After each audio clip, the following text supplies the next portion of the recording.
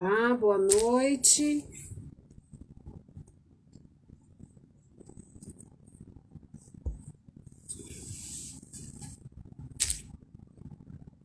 Vamos convidar a doutora Dani para participar. Boa noite a todos. Para você, tá?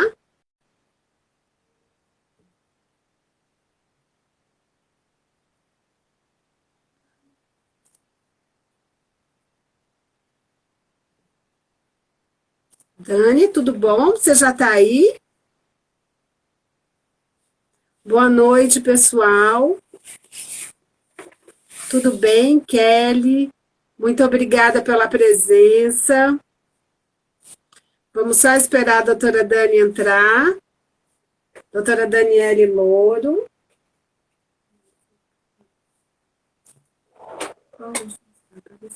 Oi, querida, você ainda não está me vendo? Ai, ai, ai. Pode então você entrar, como nós fizemos ontem à noite. Pode você pedir para convidar.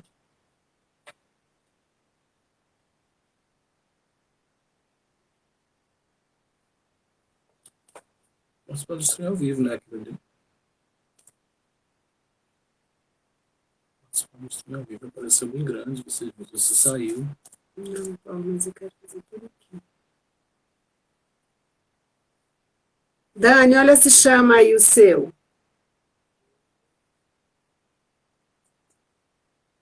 Consegue receber aí o convite? Convidar para participar. Doutora Daniela, vamos aqui. Ó, Dani, já te enviei o convite. Você já foi convidada, agora é só aceitar aí. Bom, agora eu acho que deu certo, Paty. Boa noite. Aê! Conseguimos! Que bom! Tudo bom, querida? Boa noite. Boa noite, Paty. Como é que você tá? Tudo bem, graças a Deus, viu?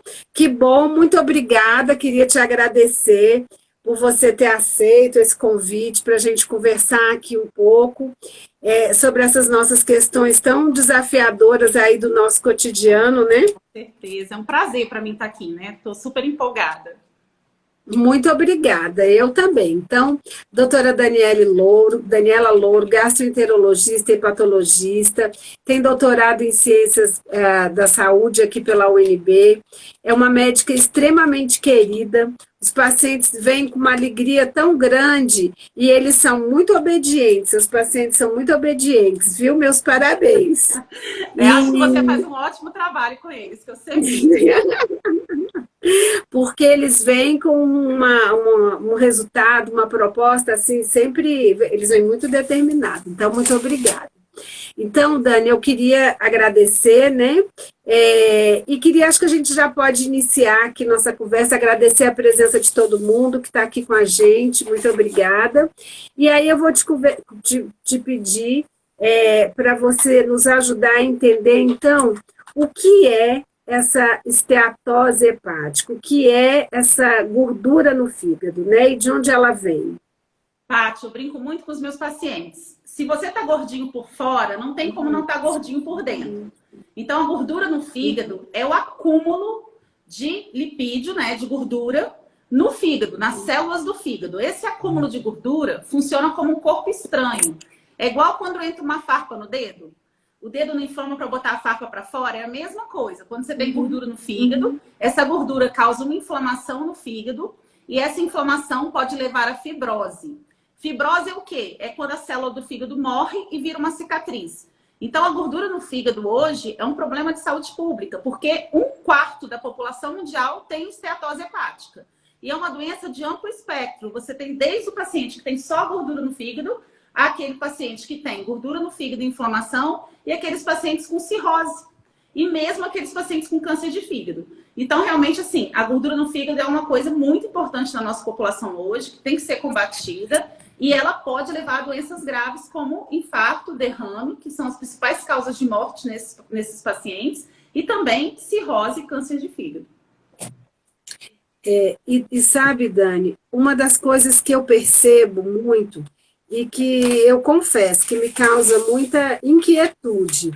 É de muitos pacientes, às vezes, dizerem assim, eu tenho esteatose hepática, às vezes moderada e às vezes até grave, né? Mas as pessoas, e muitas pessoas não têm noção da gravidade ou da evolução. Muitas vezes, né, como não tem ali aquele sintoma, aquela percepção, então muitos pacientes não têm essa noção da gravidade, se acostuma. Eu costumo sempre falar uma frase até que eu aprendi com o professor meu, doutor André, eu sempre repito isso nas minhas lives, que o comum não é normal, né? Infelizmente, né? Porque virou comum a gordura no fígado. Hoje eu atendo a maioria dos meus pacientes de fígado por gordura no fígado. Mas um quarto da população tem gordura no fígado e isso é muito preocupante. Principalmente entre os nossos adolescentes e crianças, que a gente tem visto cada vez mais com gordura no fígado. Então, é uma grande preocupação hoje de saúde pública.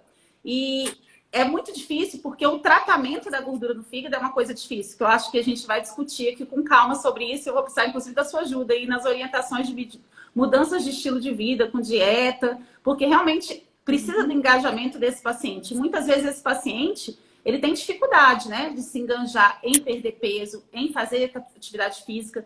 Então, é uma doença que precisa ser muito trabalhada e muito conscientizada, porque no futuro nós vamos ter um grande número de pacientes com cirrose e câncer de fígado, fora aqueles que vão ter doenças cardiovasculares, que é muito prevalente nesse grupo de pacientes. E sabe, Dani, uma coisa que me preocupa também é ver a frequência disso nas crianças, né?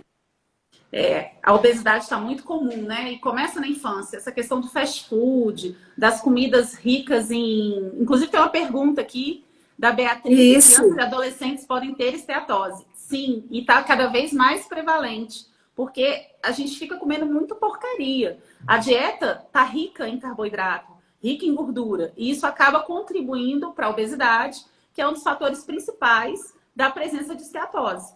Então, realmente, é uma preocupação cada vez mais frequente. E a prevalência de esteatose no adulto, nas crianças obesas, é muito alta. Então, aquela criança que é obesa, aquele adolescente que está acima do peso, ele tem um grande risco de cursar com gordura no fígado no futuro. Então, a gente tem que ter muito cuidado com isso.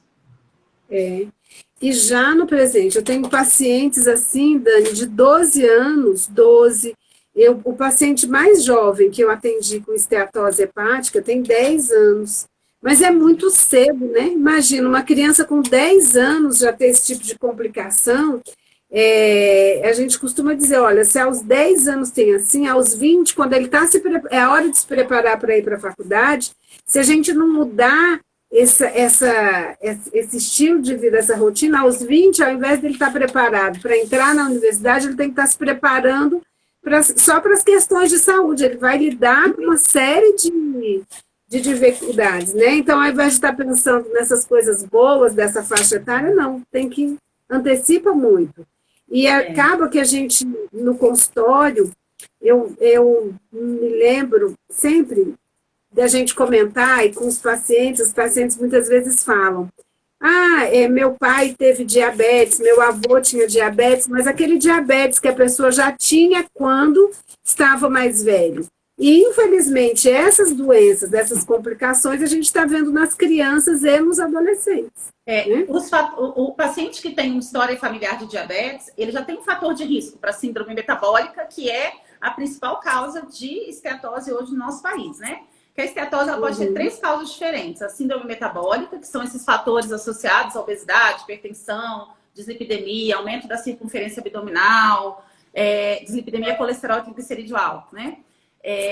Resistência periférica à insulina, que a gente chamava antigamente de pré-diabetes, hoje em dia a gente não usa mais esse termo, né? Mas é uma resistência à ação da insulina. E esses pacientes com essa história familiar, eles têm um risco maior de desenvolver, né, essas complicações. Então, o paciente com história familiar, ele tem que ter mais cuidado ainda, porque ele tem uma carga genética. Então, a gente tem que se preocupar com esses pacientes, crianças que falam, meu pai é diabético, minha família toda é diabética, minha família toda tem tendência à obesidade, e eles já estão obesos desde a faixa etária infantil.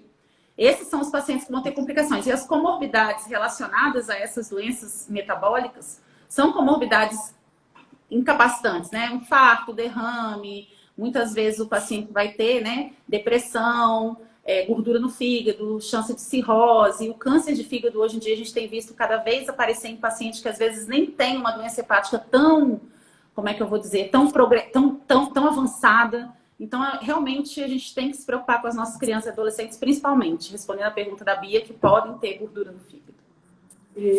E um dado que eu acho assim, importante também a gente discutir, que você antecipa muito, né, as complicações ligadas ao excesso de peso. Porque uma coisa é você ter o excesso de peso lá na vida adulta, ou depois que ganha os filhos, ou depois da menopausa, que são marcos, né, assim, importantes relacionados ao ganho de peso. E desenvolver complicações do diabetes, complicações como diabetes ou esteatose hepática, lá aos mais velho ainda, né, aos 50, 60, 70 anos.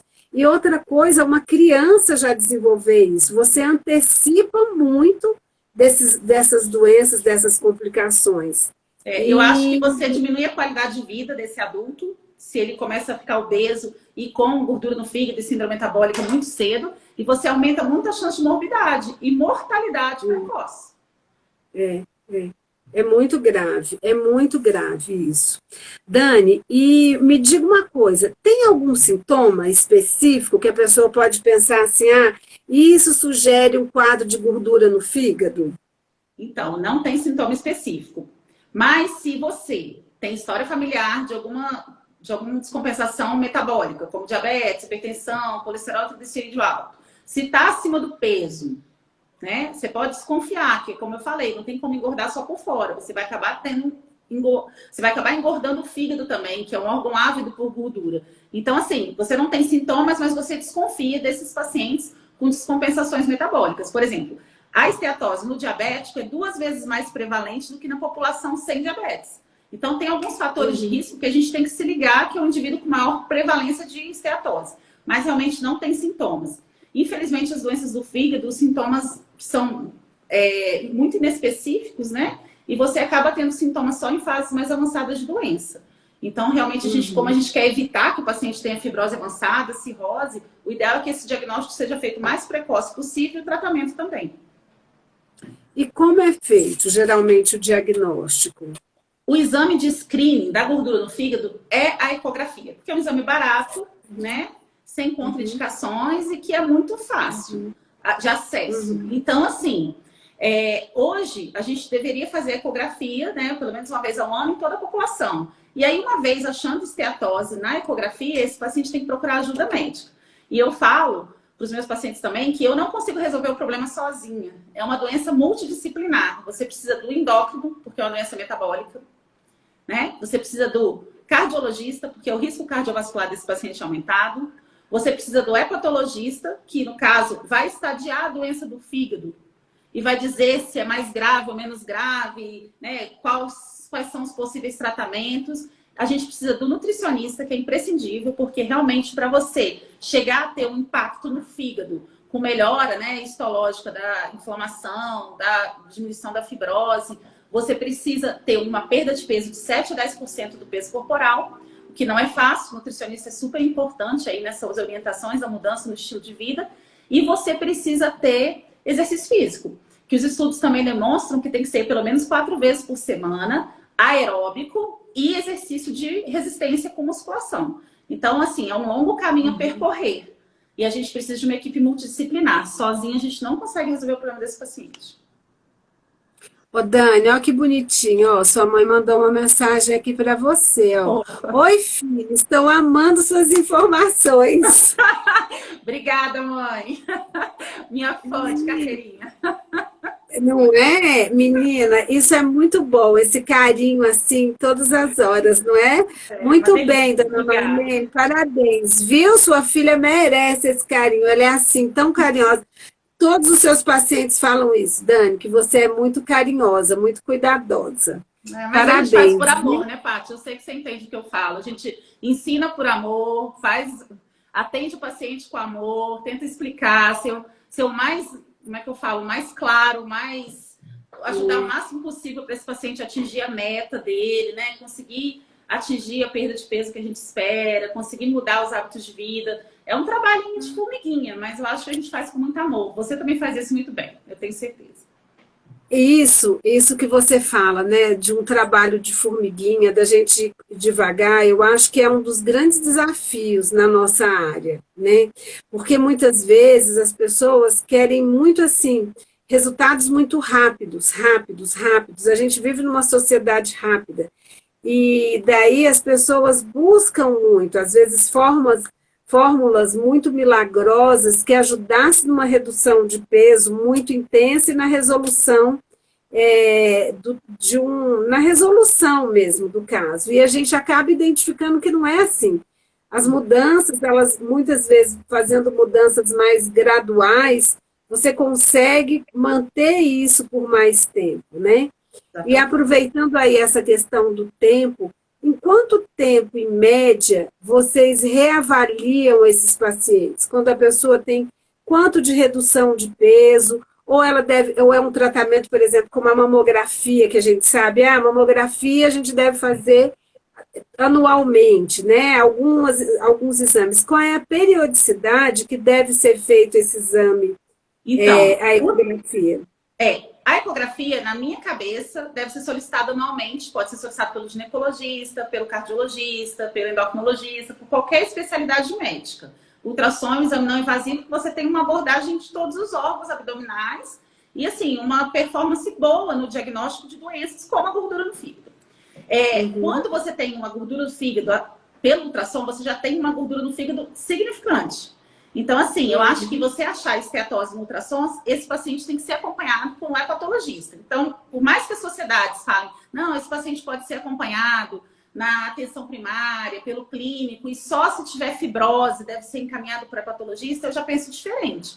Eu acho que o paciente ter acesso ao especialista, se possível, seria o melhor dos mundos, porque nem todo mundo vai ter. Mas realmente eu acho que o hepatologista tem uma capacitação para poder avaliar individualmente aquele paciente. O tratamento que é muito complicado, porque a gente tem mudança no estilo de vida, que depende muito do paciente e depende muito da equipe multidisciplinar que ele está junto. Então, nem sempre ele consegue acesso a toda essa equipe para poder ajudar na mudança de estilo de vida, que seria dieta e exercício físico. E também a questão dos medicamentos. A gente não tem ainda um remédio aprovado, né, para a gordura no fígado, para tratar a esteatohepatite, para tratar a fibrose, para tratar as alterações hepáticas. O que a gente tem são medicamentos, né, que eles tratam a síndrome metabólica, como a metformina, a pioglitazona, ou então que tratam o estresse oxidativo, que é a inflamação, como a vitamina E, que no caso a gente contraindica o uso em pacientes diabéticos pelo aumento do risco de eventos cardiovasculares como infarto e derrame. E a gente tem as novas drogas antidiabéticas que têm sido usadas para perda de peso e têm demonstrado uma melhora da gordura no fígado e também da inflamação hepática. Mas isso tudo ainda é muito novo. Então, assim, a gente não tem medicamentos, um arsenal terapêutico muito eficiente. Então, é difícil esse acompanhamento, porque tem paciente que vai emagrecer em 6 meses. Tem paciente que vai ficar com a gente 3 anos e não vai ter uma perda de peso significativa. E a gente não pode desistir desse paciente. Eu acho que é esse mais difícil que a gente tem que ficar em cima e explicando, né? Que a doença progride. Então, acho que essa avaliação tem que ser individual. Tem que ser uma avaliação para você entender o que esse paciente tem, qual é a gravidade da doença desse paciente, né? Porque é um espectro de doença. Você tem paciente que não tem gravidade nenhuma, paciente que tem cirrose, né? Paciente que aparece com câncer de fígado, paciente sem fibrose nenhuma e que tem câncer de fígado, paciente com fibrose avançada que tem câncer de fígado. Na esteatose a gente tem visto muito isso, principalmente nos diabéticos. Então, assim, a gente tem que entender que é importante o tratamento e que a avaliação vai ser individualizada. Mas, acima de tudo, o que é importante é a equipe multidisciplinar, porque sozinho eu não vou conseguir fazer o que a gente tem que fazer com esse paciente. Tem que ter uma equipe multidisciplinar. E aproveitando isso, Paty, eu tenho uma pergunta. Posso fazer?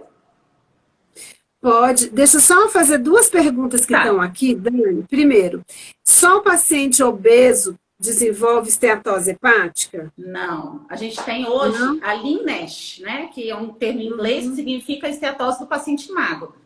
É uma coisa que a gente não sabe se é a mesma fisiopatologia do indivíduo gordo, mas a gente tem visto, às vezes, indivíduo com IMC normal que tem fatores metabólicos associados que acabam por desenvolver esteatose. Então, aquele paciente magro que vai ter colesterol alto, que vai ter triglicerídeo alto, que vai ter resistência à insulina. Então, nem sempre a obesidade, que é um dos principais fatores de risco, é responsável pela gordura no fígado. O que a gente não sabe ao certo se essa esteatose do indivíduo magro é tratada igual à esteatose do indivíduo gordo. A gente segue o mesmo protocolo de tratamento, até porque a gente percebe que esses pacientes têm fatores de risco metabólico. Mas a gente não tem ainda um estudo que demonstre como tratar a esteatose nesses pacientes mais magros. Mas realmente é uma preocupação também. Não precisa, a gordura, a obesidade é um dos principais, vamos dizer, fatores de risco para desenvolver esteatose. Mas o indivíduo magro com fatores de risco metabólico também pode desenvolver esteatose. Entendi. Dani, aí tem mais uma pergunta aqui, ó. Doutora Fabiana Cartapati. Fabizinha, um beijo, obrigada por você estar aqui. Quais os critérios, Dani, que você usa para pedir a elastografia hepática? Ótima Até pergunta. quando a ecografia satisfaz? Então, a ecografia, ela não satisfaz, tá? Ela só é um método de screening inicial. Ela chama atenção, tem esteatose, né? A elastografia, ela não está disponível em todos os locais, né? A gente vive um mundo perfeito que tem elasto no público, né? E no particular. Mas ela não está presente em todos os mundos. Então, eu acho que o paciente com esteatose hepática, na ecografia, ele deve ser avaliado por um médico. E existem scores não invasivos de avaliação de fibrose. Lembra que eu falei que a fibrose é a cicatriz da célula que morre no fígado. Quanto mais fibrose, mais perto de cirrose. Então, a gente tem scores que são chamados Neifeld Fibrose Score. Também tem o AP, o FIB-4, que são scores que você faz cálculos matemáticos. Na verdade, você não precisa nem fazer o cálculo. Já tem um aplicativo que faz o cálculo para você. E aí ele vai te dizer chance de fibrose e sem chance de fibrose. Isso aí, principalmente nos locais que não dispõem de elastografia, já ajudam muito a gente. Então, assim, eu acho que o ultrassom é só o start inicial, é só o primeiro chute inicial, mas o pontapé inicial, mas ele não pode ser só isso. Então, esse paciente ele vai ter que ser avaliado tanto do ponto de vista metabólico, de todos os exames, tanto do ponto de vista cardiovascular, para ver se tem um risco cardiovascular, né? Se tem algum grau já de ciência coronariana. E também tem que ver essa questão do estadiamento da doença, que pode ser feito com a elastografia, que é hoje em dia o método de escolha, né? Que a gente tem a elastografia por um exame. A elastografia para o nosso público que está aqui também é o quê? É um outro tipo de exame. Eu falei que a cicatriz no fígado a gente dá o nome de fibrose. E o grau máximo de fibrose seria cirrose. A elastografia consegue avaliar o grau de fibrose. A fibrose vai de 0 a 4. 0 é o fígado normal, 4 é o fígado com cirrose. A elasto me substitui a biópsia para avaliar a fibrose e me dá o grau de fibrose. É claro que ela não é perfeita, ela tem vieses, ela tem fatores confundidores e pode ser que mesmo fazendo a elastografia a gente tenha uma zona cinza que a gente chama, em que a biópsia é importante para avaliar melhor esse fígado. Mas em geral, a ecografia com a elastografia são suficientes para poder estadiar essa doença para o hepatologista acompanhar esse paciente. Uma pergunta aqui, Fabi Cartapa. É um tipo de ecografia mais especializada? Exatamente. É um método ultrassonográfico. Lembrando que a gente hoje também dispõe de elastografia por ressonância, né? Então, é um método de imagem que a gente acaba por avaliar a dureza do fígado e correlacionar isso com a fibrose. Entendi. Muito bom, muito obrigada. Olha só, tem mais aqui, Cláudia. Ah, que bom que a minha nutricionista conseguiu me ajudar a reduzir o peso. Muito bem, Cláudia, muito obrigada pela sua presença. Sou fã dela. Não é? E a esteatose hepática, redução alimentar e atividade física sem custo, caminhada. Olha que coisa boa, não é? Vamos ver se tem mais alguma pergunta. Ó, sua mãe dizendo, como não ser sua fã, minha filha? Olha coisa boa. Ô, mãe, eu te amo. Mãe é mãe, né? Mãe é mãe. Como é feito o diagnóstico da fibrose hepática? Acho que essa foi a que você acabou, né? De responder através dos exames não invasivos, que podem ser bioquímicos, pode ser por elastografia, e a biópsia, em alguns casos, a gente acaba por lançar a mão por ser necessário. Muito bem. Então, só ver se tem mais alguma coisa aqui. Vamos ver se tem mais alguma questão mais específica. Sim. tem que fazer uma especialização. A Fábio falando. A ecografista tem que fazer uma especialização. Então, hoje em dia, a gente tem que fazer um treinamento em FibroScan, né? Porque realmente, assim, por mais que seja um método não tão difícil, né? Tem uma curva de aprendizado até relativamente pequena, que são 100 exames, 200 exames, mas a gente precisa realmente fazer um treinamento porque é um método que precisa ter know-how para fazer. A ressonância é um software que calcula lá ou faz os cálculos e a gente ainda dispõe da elastografia por point share wave, que é um método ecográfico, e por 2D share wave, que a gente já tem aqui no DF, e são elásticos também que precisam de um treinamento do ecografista, do ultrassonografista para fazer, mas também são exames relativamente fáceis. Não vou dizer que é fácil, né? Mas eu já faço esse exame desde 2013, então eu já tenho um número enorme de exames, né? Mas eu posso dizer que eu vejo os meus residentes aprendendo. Não é tão fácil e eu acho que tem que ter um treinamento para você poder dizer que você consegue fazer o exame bem feito. Muito bom. Bom, então, uma vez definido o diagnóstico, né, em relação às formas de tratamento, aí você falou do medicamento, e o que mais que existe aí de tratamento para esse caso? Inclusive, a Fernanda pergunta aqui, além da mudança dos hábitos de vida, existem medicamentos específicos para redução da esteatose? Esse é o nosso maior problema hoje. Porque existem medicamentos em estudo que vão agir no estresse oxidativo daquela célula hepática lá que está cheia de gordura e está inflamada, que vão agir na fibrogênese, que é a formação da cicatriz, que vão agir, né, na lipogênese, na formação de gordura dentro desse fígado, depósito. Só que esses remédios ainda estão em estudo. E é muito difícil você achar um remédio que consiga agir em tudo isso, sem trabalhar na síndrome metabólica, que é o carro-chefe do problema daquele paciente. Então, hoje, o que a gente tem de medicamento é um arsenal muito restrito. Então, a gente pode falar da metformina, que é o Glifage, que eu vou falar aqui o nome comercial, porque é o conhecido, né? Vai ser o Glifage ou a metformina como genérico. E ele vai agir na resistência à insulina. Ele vai melhorar a ação daquela insulina, mas ele não tem ação em cima das células hepáticas no que corresponde à inflamação e à fibrose. A gente tem a pioglitazona, que é também um medicamento antidiabético, que vai agir na resistência à insulina, que tem uma ação na inflamação, porém, ela tem como efeito colateral o ganho de peso. Então, a gente tem um paciente, é restrito o uso nesses pacientes. A gente tem a vitamina E, que é um antioxidante, que tem ação na inflamação, mas que, infelizmente, é contraindicado em diabéticos para aumentar o risco de infarto e derrame. E também pelo risco de câncer de próstata em homens. Então, tem que ser muito bem indicada. Eu tenho pacientes que usam, tá? É a dose alta, ser muito bem indicada. E agora, mais recentemente, a gente tem 2 drogas, tá? Que são os agonistas de GLP-1 e os inibidores SGLT2, que são 2 drogas antidiabéticas que têm estudos, que ainda são estudos pequenos, precisam de mais trials clínicos para poder fechar e colocar em guideline, esse tipo de recomendação, mas que demonstram uma melhora na inflamação e na fibrose desses pacientes que usam. Então, essa é a nossa esperança, que essas drogas possam ser usadas, mas ainda são drogas caras, de pouco acesso aos nossos pacientes, principalmente do SUS. Então, tem muito que trabalhar. Esteatose é uma doença... Na verdade, a obesidade é uma doença, né, pouco tratada. E maltratada no nosso país, né? E fora o preconceito, né, de falar sobre isso. Então, a gente tem que realmente mudar muito a mentalidade na nossa população para poder tratar esses pacientes, porque a gente vai ter um boom, né, de doenças relacionadas à obesidade bem futuramente. Porque hoje em dia a nossa população está ficando obesa, nossa alimentação está ruim, o sedentarismo está muito comum, então a gente tem que cuidar. Tem umas perguntas aqui. A Fábio está lembrando aqui que na rede pública, no SUS, no SUS tem o exame, né? A elastografia. Também, então, tem na secretaria. Aqui em Brasília a gente tem isso, né? Na rede pública e privada.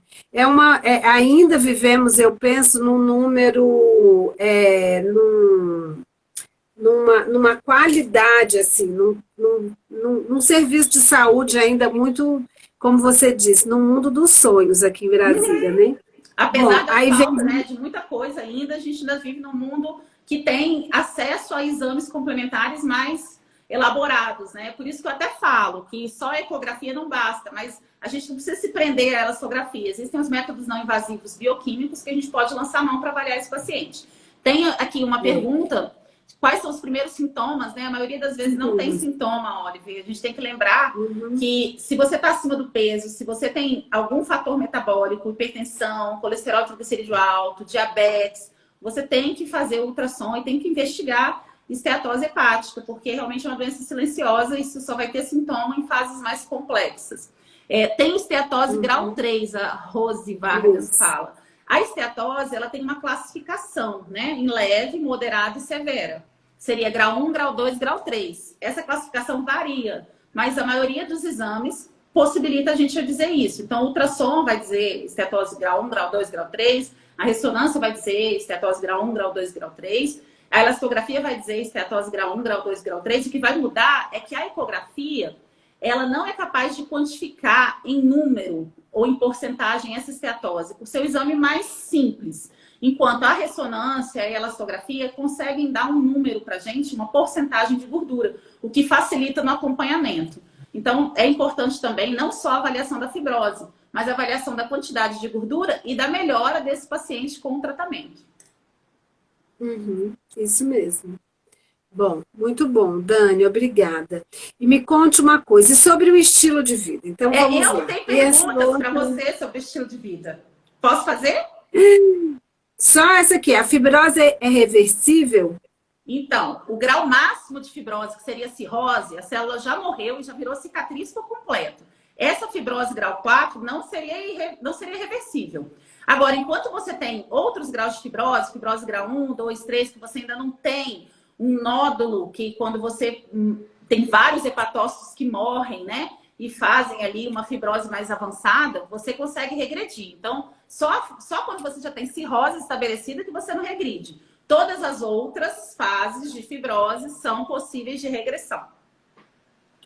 Ai, que bom, que bom. Então vai, faz aí agora. Bom, as minhas perguntas, até anotei, tá? Porque eu falei, gente, eu tenho que aprender com a Paty. Não tem muita coisa para aprender com você. Bom, dieta do Mediterrâneo. Todo artigo que eu leio fala que a dieta do Mediterrâneo é a mais indicada para os pacientes com esteatose. E eu tenho muita dificuldade, né? O que é a dieta do Mediterrâneo? Como é que a gente faz essa dieta do Mediterrâneo? Então, me explica um pouquinho sobre isso. A dieta do Mediterrâneo é uma dieta assim, de muita evidência, as pesquisas comprovam muito, né? Existe já muita pesquisa falando sobre a dieta. É uma dieta que se caracteriza por ter uma grande quantidade de vegetais crus e cozidos. Você tem um percentual de proteínas, de carnes e peixes mais magros, um maior consumo de gorduras de boa qualidade, então a gordura proveniente do azeite de oliva, das castanhas, do abacate, e a quantidade de carboidratos, então, que estão presentes nos cereais, nos grãos, são uma quantidade menor, eles estão em uma quantidade menor. A nossa dieta tradicional brasileira é uma dieta que se aproximava, sabia? Até da dieta do Mediterrâneo. Então, ela é uma dieta, assim, que privilegia muito, né? Os legumes crus e cozidos, as frutas e a gordura de uma qualidade muito boa. Então, essas são as principais características. Nós, o povo brasileiro e o nosso guia alimentar, que é um documento até disponível para leitura do Ministério da Saúde, e ele traz informações assim, muito importantes e que ajudam muito. Nós, nutricionistas, usamos muito esse instrumento também como um direcionamento, utilizamos muito o guia alimentar como padrão. E o guia, a recomendação que nós temos é isso, de uma dieta equilibrada, fracionada, pequenas porções, a dieta fracionada mais vezes ao dia, o consumo regular de pelo menos 400 gramas de vegetais por dia. 400 gramas inclui frutas, verduras, legumes. Isso dá o quê? Pelo menos umas 2 a 3 frutas ao dia. O que eu estou chamando de fruta, né? Por exemplo, uma maçã, uma pera. Se eu estou comendo uma fruta picadinha, uma cumbuquinha pequena, mais ou menos uma xícara de chá de melancia picada, de melão picado, a fruta da safra. Então, ter esse consumo regular de 300 a 400 gramas de vegetais por dia, isso tem um efeito protetor muito grande. E é muito interessante que uma das áreas, eu acho que mobiliza muito a gente, é falar sobre câncer. E pensa que a alimentação, ela tem um papel na prevenção do câncer muito importante. Isso é verdadeiro, isso tem um impacto. Então, eu costumo muito dizer isso, né, que se a gente às vezes está precisando de uma motivação para melhorar a alimentação, eu sempre falo, pense em alguém que tem algum tipo de câncer e pensa você achar que ter um padrão equilibrado é capaz de prevenir até uma doença como essa, né? Que a gente tem tanta resistência. Então, os estudos, por muito tempo, eu acho que a medicina investiu muito bem, a ciência investiu muito bem disso, de como identificar mais precocemente quais as melhores estratégias para o tratamento do câncer. E acho que nós temos resultados muito importantes, muito robustos sobre isso. E depois dessas pesquisas ligadas a essa fase, buscando ser o mais precoce possível no diagnóstico, no tratamento, os estudos hoje começam a dar uma ênfase grande ao tratamento. E nisso do tratamento, os estudos são consistentes em apontar essa questão da alimentação. Mas também é muito interessante que os estudos apontam que o grande foco em relação à alimentação é você controlar o peso e a resistência à insulina, que é o marcador principal da inflamação. Então, na verdade, isso da gente ser acostumada, a gente aceitar que a gente precisa ter uma alimentação equilibrada, ela acaba nos protegendo de tudo. Protege contra a obesidade, contra o colesterol alto, contra a esteatose hepática, contra o diabetes e contra o câncer.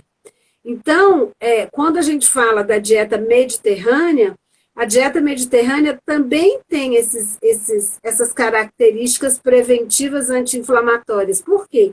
Porque ela contempla uma grande parte da sua alimentação baseada em vegetais, frutas e verduras. Então, né?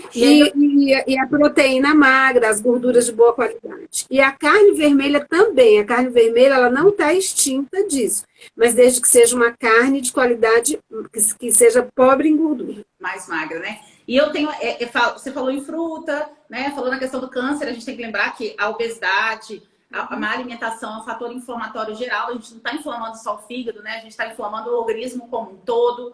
Né? A resistência à insulina leva a essa inflamação, a gente tem que ter cuidado com isso e aí acaba predispondo, né, fatores de produções de citocinas inflamatórias, estresse oxidativo que pode gerar o câncer. A gente tem que ter cuidado, a obesidade é um fator de risco para o câncer, mas você falou das frutas. E eu leio que as frutas, a frutose é uma grande vilã na esteatose. E aí eu fico, como eu não como fruta? Como é que é esse negócio da frutose? Nossa, Dani, essa sua pergunta é ótima. Existe uma confusão muito grande sobre isso, né? É muito interessante. 2 pontos que eu preciso esclarecer. Sim, a frutose é o açúcar da fruta. Mas quando a gente consome a fruta, a frutose da fruta, nós também estamos consumindo fibra, que ela ajuda a diminuir a absorção dessa frutose. E também nós estamos consumindo uma série de vitaminas e sais minerais. A frutose, que a gente lê e escuta muito aí falar nessas pesquisas, diz respeito especialmente ao xarope de frutose, que ele é um produto que é muito utilizado na indústria de alimentos para adoçar os alimentos, né? Então, os alimentos industrializados, e principalmente a indústria americana usa muito. Aqui no Brasil, a nossa fonte principal é a sacarose. A gente utiliza muito esse açúcar da cana-de-açúcar. E fora, eles utilizam muito o xarope de milho, que é um xarope extremamente rico em frutose. Então, quando se fala de frutose, principalmente os estudos estão falando sobre esse excesso de alimentos industrializados e adoçados artificialmente. Então, aí sim, Mas a fruta não, a fruta tem que consumir fruta, a fruta tem, inclusive a fruta tem os beta-carotenos, os anti-inflamatórios, os antioxidantes. Nós temos isso nas frutas e nos vegetais, nos outros vegetais, nas verduras e nos legumes. Então, nós precisamos consumir.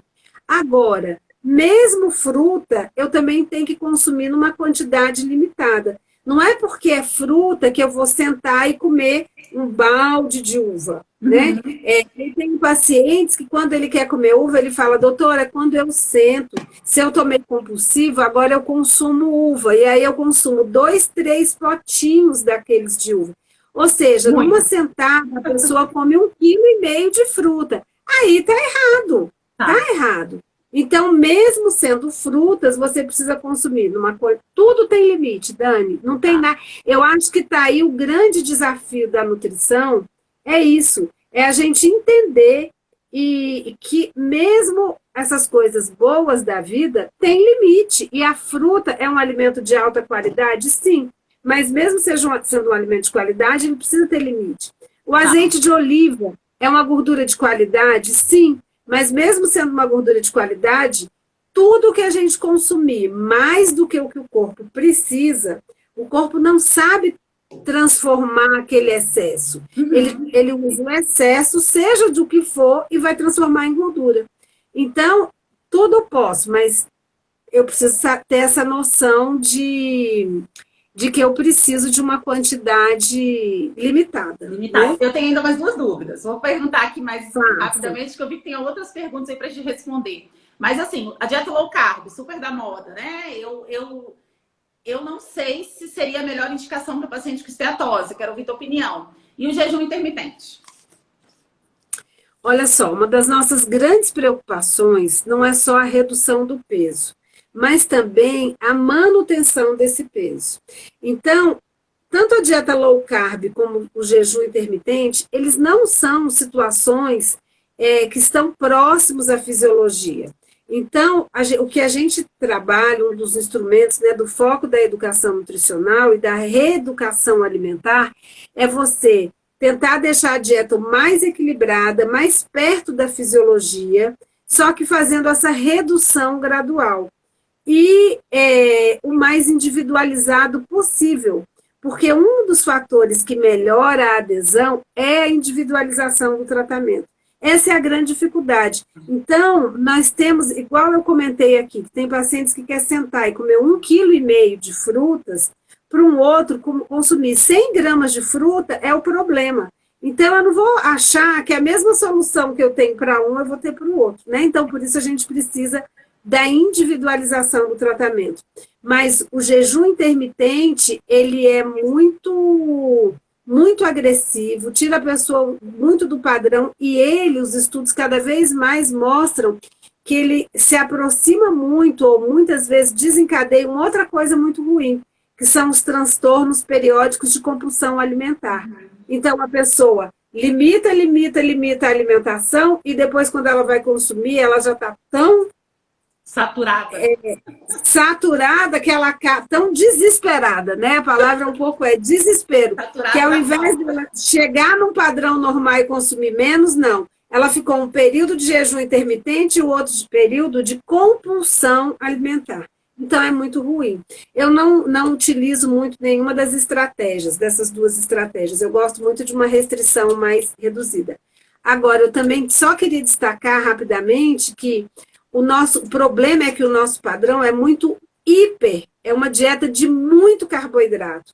Então, fazer, às vezes, uma reeducação para aquele indivíduo, ela está sendo uma dieta low carb, entendeu? Então, não que ela seja low carb na sua estrutura, mas para aquele indivíduo que consome muito carboidrato, eu chegar numa dieta equilibrada, que propõe 50% de carboidrato, que é o que a gente preconiza, para ele é quase que um low carb. Entendi. Ótimo, Paty. Respondeu minhas perguntas e tem umas perguntas aqui que eu não estou conseguindo acessar. Você consegue acessar aí? Consigo, peraí, deixa eu voltar um pouquinho. Eu acho que você tirou todas as minhas dúvidas que eu tinha em relação à alimentação, que a gente pede ajuda dos nutricionistas que realmente é multidisciplinar a equipe. A gente não dá conta de fazer esse tratamento sozinho. Tudo sozinho, né? Tem uma pergunta aqui que passou que era assim: se no caso da fibrose, o paciente pode fazer a cirurgia e depois melhorar os hábitos alimentares, né? Bom, eu não entendi a cirurgia. Pode ser retirada. A cirurgia para fibrose. Tá. Não tem cirurgia para retirar a fibrose. E o fígado é um órgão essencial. Então, eu não tenho dois fígados para tirar um e deixar outro, né? E o fígado, ele engorda como um todo. Você não tem uma esteatose tão focal assim, a ponto de você conseguir tirar aquela esteatose ali específica. Então, no caso da esteatose, não tem uma cirurgia para isso. Só tem uma cirurgia, sim, quando o paciente tem cirrose descompensada e precisa ir para um transplante. Aí ele substitui o fígado. Mas ninguém quer chegar nesse grau, né? Uhum. Olha só, tem uma outra pergunta aqui. O café pode ser um alimento inflamatório? Nossa, o café foi uma pergunta maravilhosa. O café é anti-inflamatório. O café tem 3 potenciais: anti-inflamatório, antifibrogênico e antitumoral no fígado. Então, assim, para mim, o café é tudo, para o fígado também. Só que o problema é que, assim, as pessoas não entendem que tem que consumir café coado, porque não é a cafeína que vai fazer efeito, são os polifenóis. E acaba que a gente consome o café mais prático ali, de máquina, expresso. Mas o que os estudos demonstram é que 3 xícaras de café coado ao dia diminuem o risco de fibrose hepática e de câncer de fígado. Então, eu sou super fã do café, eu acho o café importante. Eu sou gastroenterologista, sei que café piora a gastrite, piora o refluxo. Eu sei que a gente tem essas complicações, mas do ponto de vista hepático, o café é muito bom. E o café, pela presença dos polifenóis, são anti-inflamatórios. Então, eu acho que os polifenóis são bem utilizados nos pacientes com gordura no fígado.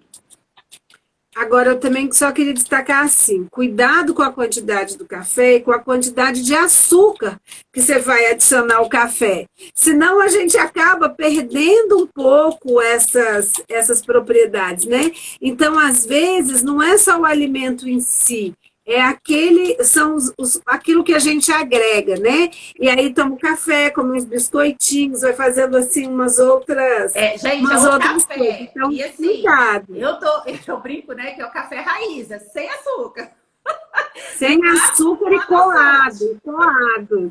E uma outra coisa que eu queria também destacar, que esses polifenóis, né, que são os alimentos que garantem esse efeito anti-inflamatório, são também, o que a gente vai encontrar nessas frutas, nos alimentos coloridos, nas frutas vermelhas. Então, é importante que a gente tenha uma alimentação diversificada.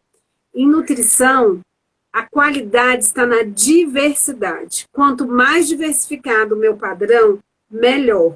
Cada alimento, tem uma coisa que a gente da nutrição fala muito, muito, e parece uma coisa assim tão basiquinha, tão lugar comum, mas olha, deixa o prato colorido, coloca lá verde, vermelho, amarelo, verde, vermelho, amarelo. Por que a gente fala isso? Porque nesses coloridos aí que nós temos os polifenóis, os beta-carotenos, os alimentos que são enriquecidos em vitamina C, em magnésio, em zinco. Então, é nessa diversidade que eu tenho a qualidade da nutrição. Perfeito. Tá? Não é? Bom, sim, existem outras fontes, né? Dos polifenóis, sim. Que são isso que nós falamos. Algumas frutas, o azeite, as frutas vermelhas, tem aqui uma outra, tem alguma outra bebida que também tem esses benefícios?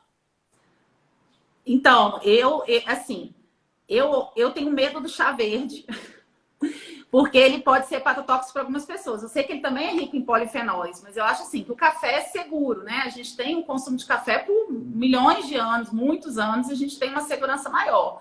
Então, eu não tenho nenhuma outra bebida para recomendar, Paty, mas tu que é nutricionista, conhece alguma outra? Não, e eu também gosto muito de tanto o chá verde quanto o chá branco, que também tem esses polifenóis, que a gente consuma como chá, não essa coisa de cápsulas, né?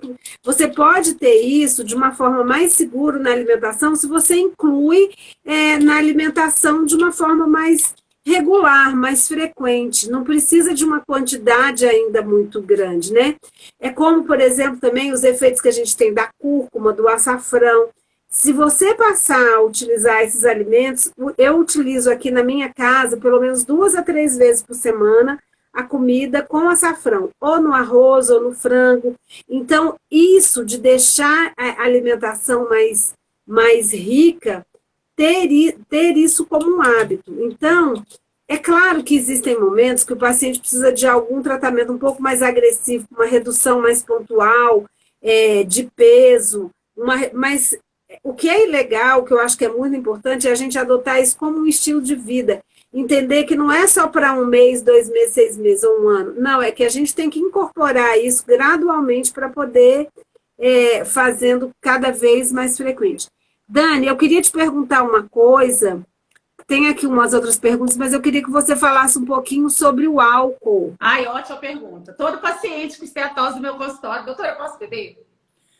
Assim, é muito controverso esse tema ainda na literatura. A Sociedade Europeia de Estudo do Fígado, né, que é o ISLO, e a Sociedade Americana de Nutrição, elas recomendam abstinência.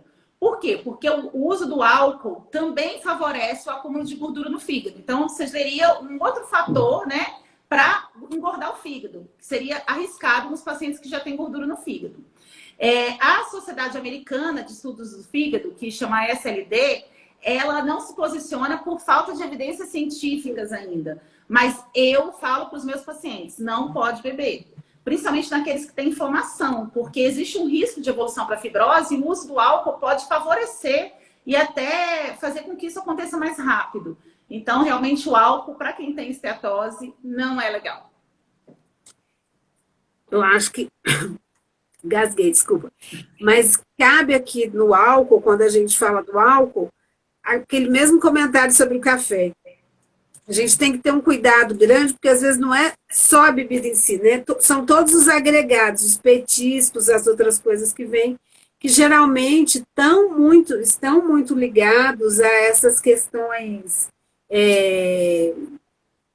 de maior consumo de gordura, e que aí vão associar maior peso, né? Bom, aí tem aqui uma outra coisa, tem mais alguma outra bebida que também tem esses benefícios. O suco de uva, as frutas vermelhas, todos esses alimentos, o resveratrol, que são essas substâncias que são importantes. Os estudos falam muito do blueberry, mas da amora, das frutas vermelhas, do mirtilo, mas eu sou louca para ver a Embrapa, não sei se tem alguém aqui, se pronunciar e falar um pouco sobre a jabuticaba. Eu acho que quando estudarem a jabuticaba, nós seremos, assim, um país, vamos identificar cada vez mais o nosso perfil mais rico, né? A Rose está colocando que usa Xigdu e Saxenda para tentar diminuir o grau 3 dela de esteatose. Além de uma dieta livre de frituras e comidas gordurosas. Perfeito, está no caminho certo. São essas novas drogas antidiabéticas que têm sido usadas para diminuir a inflamação e também porque elas têm uma boa eficácia na perda de peso. São o mundo ideal hoje, já que a gente não tem melhor droga que essas, que eu ainda tenho esperança que a gente tenha drogas efetivas no fígado também. Mas hoje é o melhor mundo. O problema é que não é acessível a todo mundo, mas você está no caminho certo. Não é? Que bom. Estou perguntando... exercício físico? Tem que lembrar do exercício físico. Olha, gente, todo paciente com estetose hepática não pode ser sedentário. Na verdade, o exercício físico tem pouco impacto na perda de peso. Porém, o ganho de massa muscular é imprescindível para a melhora metabólica desses pacientes. Então, Paty, eu não sou nutricionista, mas eu sei que a massa muscular é que mais queima gordura no organismo. Eu sei que tem outros fatores também que ela favorece. Eu queria que você falasse um pouquinho sobre isso. Sim, nós estamos chegando quase no nosso final, mas olha só, dá tempo da gente falar isso. A massa muscular é um tecido metabolicamente muito ativo. O que é isso? Ele gasta muita caloria. Mas não é só gastar caloria. É ali que nós temos esses receptores da insulina, né? Então, melhora demais o padrão, o nosso padrão metabólico. Fazer a atividade física melhora a nossa circulação, melhora o nosso funcionamento cerebral, diminui essa resistência à insulina, que é a chave que desencadeia todo esse processo inflamatório.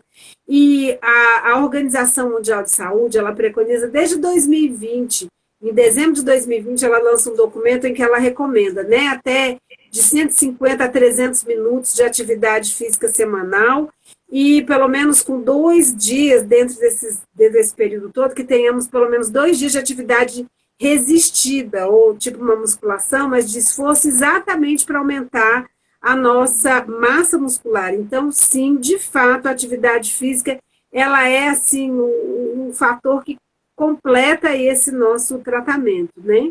Paty, eu sei que está acabando, mas eu não podia deixar de falar do sono. Estudos recentes demonstraram que indivíduos que dormem menos que 5 horas por noite têm um risco maior de esteatose, assim como aqueles que têm apneia do sono. Então, por favor, gente, vamos dormir. Eu sei que pós-pandemia, a vida atual é estressante, a insônia tem feito parte da vida de grande número de pessoas. Eu sei porque no meu consultório é uma queixa frequente, mas o sono é importante para essa melhora metabólica também. Um chazinho bom para ajudar aí, um chazinho de erva doce, erva cidreira à noite, eu faço aqui, ou quente ou gelado. Agora, como está muito quente, né? Pode fazer, deixar na sua geladeira, você toma mais tarde, toma um chá gelado, também ajuda muito. Olha só, minha Dani. Minha filha dorme também tomando chazinho de camomila. Chazinho de camomila é uma coisa boa, tranquila. Eu adoro essas coisas mais funcionais também, né? E outra coisa que é muito importante é a gente pensar que o exercício também regula o sono, né? A prática de atividade física regular, ela regula o sono. E um outro dado é que quando existe o peso em excesso, a gordura corporal em excesso, o nosso tecido adiposo, ele produz um hormônio que se chama leptina. Quanto mais tecido adiposo, mais leptina eu tenho. E a leptina também é um hormônio que ele ajuda nesse controle do sono, né? A leptina está envolvida no metabolismo do sono. Então, é muito importante que a gente tenha essa regulação no sono, essa regulação na nossa composição corporal, ou seja, um percentual maior de massa muscular e menor de gordura, porque a gente por muito tempo achou, né, Dani, que o tecido adiposo tinha só aquela função de manter a temperatura corporal. E hoje nós já sabemos que não é isso. O tecido adiposo é um órgão endócrino, ele produz uma série de hormônios e esses hormônios regulam, sim, tem um papel central na regulação do metabolismo, tanto da função respiratória, que tem a relação com a apneia do sono, quanto do sono em si. Perfeito. Dani, querida, olha, eu queria te agradecer muito, nosso tempo já está esgotando, eu tenho medo da nossa live ser cortada, então eu te agradeço demais pela oportunidade, por essa conversa tão, tão rica, agradeço a todas as pessoas que estiveram aqui com a gente, que mandaram as perguntas, muito obrigada. Agora, como a doutora Daniela disse, né, é uma questão de saúde pública. E nós não podemos nos acostumar nem com sobrepeso, nem com obesidade, nem com a gordura do fígado. Então, ajudem, divulguem essa informação, informem, estimulem as pessoas a ter uma vida mais saudável, um padrão de vida, um estilo de vida um pouco mais saudável.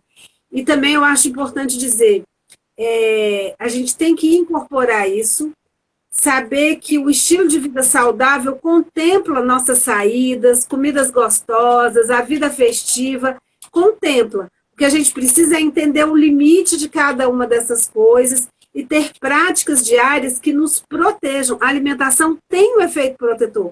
A gente precisa saber usar isso a nosso favor. E não desenvolver esse raciocínio de que ter um padrão alimentar saudável é ruim, é só restrição, restrição. Não é isso. Né? Então, assim, eu encerro e deixo esses minutos para você fazer seu encerramento aí, Dani. Obrigada a todo mundo. Beijo, amiga. Eu queria agradecer o convite, principalmente, né, Paty? Para mim foi minha primeira live, gente. Estou aqui. Aê! Minha primeira live foi muito interessante. Eu achei que o papo foi muito legal. Eu acho que a gente trouxe coisas interessantes para os nossos pacientes, principalmente, que eu acho que era o foco dessa live. Eu estou à disposição para tirar dúvida pelo Instagram. Eu acho que é um tema que a gente tem que ficar discutindo, relembrando e o tempo todo falando para que a gente possa realmente conscientizar a população da necessidade das mudanças de hábito de vida e perda de peso parar de tratar a obesidade como um problema grave e preconceito. A obesidade é comum, a gente precisa ajudar os nossos pacientes a perder peso. Lembrar do exercício físico é muito importante, gente. Eu nunca gostei de malhar, mas hoje em dia eu estou malhando regularmente porque eu quero ter uma saúde, eu quero ter, né, viver muito, ver meus netos, meus filhos, né, me realizar com eles. E eu acho que o exercício físico faz parte disso aí, é muito importante. Bom, eu queria só agradecer a Paty pelo convite, a todos que participaram. Muito obrigada. Que venham outras lives, foi muito legal. Obrigada mesmo. Dani, enquanto não encerrou, vamos responder essas duas questões aqui rapidinho. Claro. Se a cafeína é estimulante, é comum os idosos terem insônia. Olha só, a cafeína é muito estimulante e atrapalha o sono em algumas pessoas, independente da idade. Então, para aqueles que têm o sono prejudicado, a recomendação é que não consumam café, não é isso? Exatamente. Eu acho que o café tem horário, até 5 horas da tarde. Porque a cafeína Eu estimula só mesmo. posso ter as duas. Passou disso, compromete meu sono. Perfeito. Então, você vai ter uma característica individual de cada um. E aí, Individual, depois é desse de cada horário, um. evitar o café. Meu pai toma café para dormir. Ele tem que tomar um café quentinho antes de deitar, que ele diz que senão ele não dorme. Convencer ele que tá quente, faz a mesma coisa e vai deixar ele com sono melhor. E se pimentão é inflamatório? Não, pimentão não é um alimento por si inflamatório. Algumas pessoas podem ter uma intolerância e algumas pimentões estão associados ao refluxo, mas não é uma característica do alimento. Às vezes é uma intolerância, uma característica individual. Não é isso, Dani? Mesmo nesse caso, estou aprendendo. Mesmo na característica do refluxo. E aí vou acompanhar aqui a querida Júlia, que disse, vou aproveitar, vou abrir um vinho. Então vamos celebrar. Vinho Querida, se tiver esteatose, né, Paty? Se tiver esteatose, sem vinho. Se tiver esteatose, não tem vinho. Gente, um beijo grande para todos. Muito obrigada. Eu também estou à disposição. Mandem as perguntas, as dúvidas. Dani, querida, de novo, muito obrigada, viu? Fique com Deus. Um beijo para a família. Beijo a todos, boa noite. Tchau, um beijo para todos. Nada de excesso. Tchau.